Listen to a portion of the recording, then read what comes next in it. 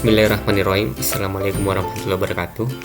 Baik anak-anakku sekalian, sekarang kita masuk ke pertemuan ke-20. Jadi materi kita pada pertemuan ini masih teks cerita sejarah. Cuman indikator yang akan kita bahas adalah indikator 333, yaitu membandingkan novel sejarah dengan teks sejarah. Nah sekarang, seperti apa perbedaan novel sejarah dan teks sejarah? Anda bisa lihat di tabel ini.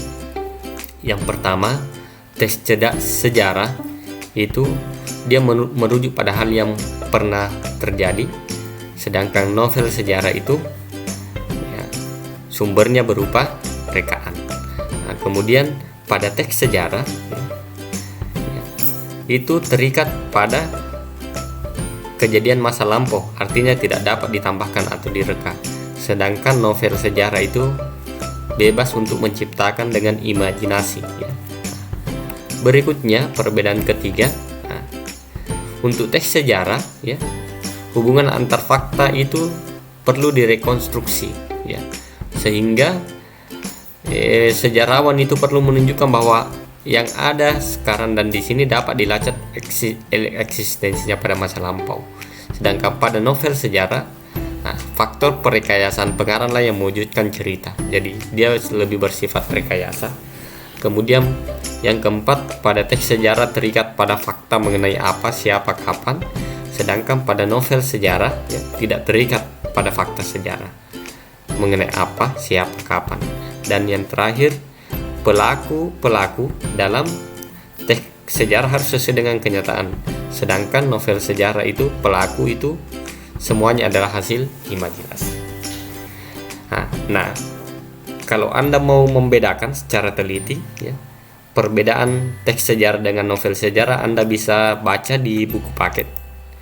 Di buku paket itu pada halaman 51 materinya. Nah, ini adalah contoh teks sejarah, judulnya Borobudur. Nah, ini contoh teks sejarah.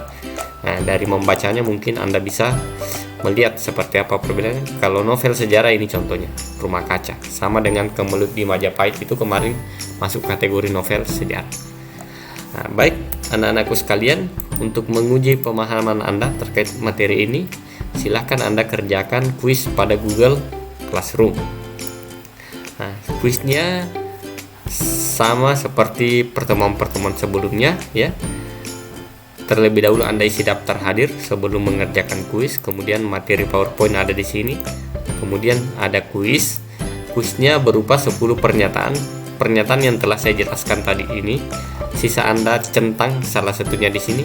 Apakah pernyataan ini masuk ciri teks sejarah atau ciri novel sejarah? Jadi pilih satu saja.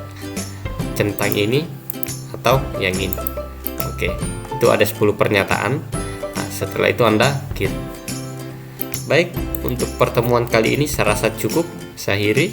Wabillahi taufiq wal hidayah. Assalamualaikum warahmatullahi wabarakatuh.